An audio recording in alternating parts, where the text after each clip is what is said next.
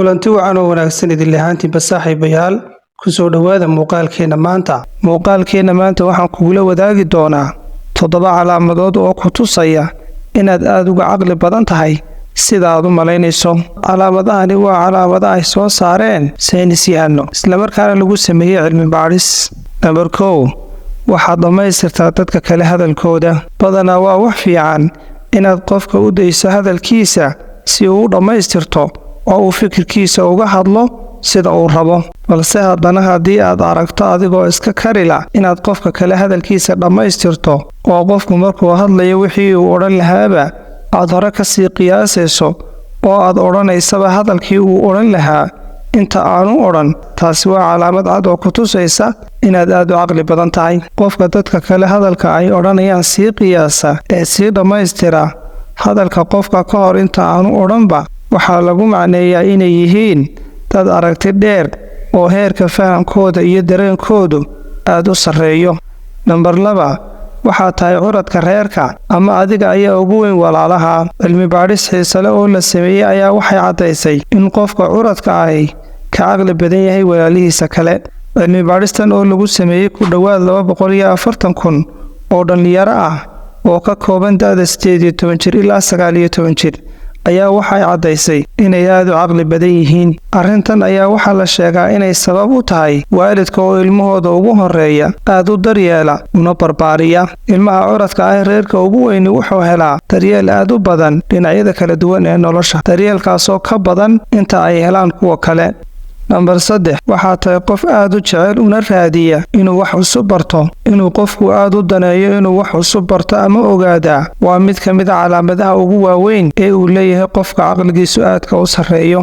Cilmi baadhisyo kala duwan oo la sameeyay ayaa waxay caddeeyeen in qofka uu ka jecel yahay inuu wax cusub ogaado oo uu bartaa uu ka caqli badan yahay dadka kale, sababtoo ah inta badan ee aad wax sii barataa waxay keenaysaa inaad sii caqli badato.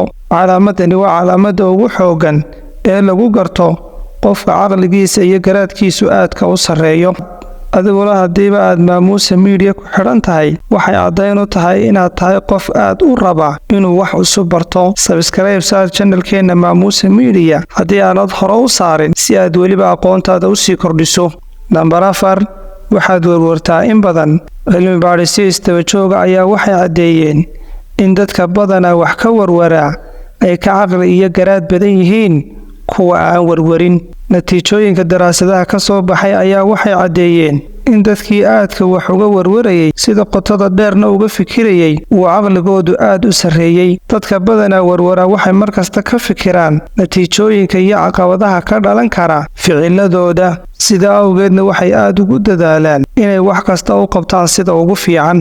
Number 5, inta badan keli baa tahay. Cilmi baadhis ayaa lagu ogaaday in dadka jecel inay keli ahaadaan balse aan wax dhibaato ah ku qabin inay keli ahaadaan ay yihiin dad caqli badan. Xaqiiqa ahaan waa wax la isla wada ogyahay in dadka caqliga badani ay jecel yihiin inay keli ahaadaan. In qofku keli ahaadaa waxay ka caawisaa inuu wax diiradda saaro isla mar ahaantaana si fiican oo qoto dheer uu u fikiro.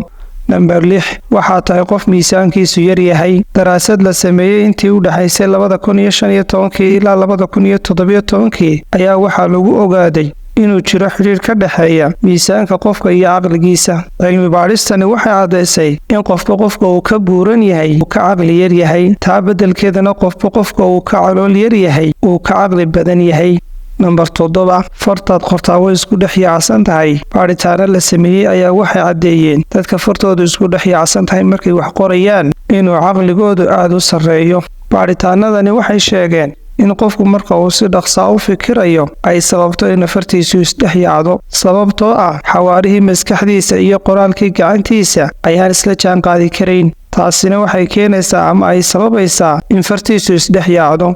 Ma ku aragtay calaamadahan mid ka mid ah naftaada, asxaabtaada ama qoyskaaga? Aragtidaada nagula wadaag oo noogu soo gudbi qaybta hoose ee kommentiga. Videogana gaadhsiiya 500 like, channelka subscribe saar si aanay marnaba kugu dhaafin xogaha cajiibka ah ee aan ku soo gudbiyo barteena maamuusa media.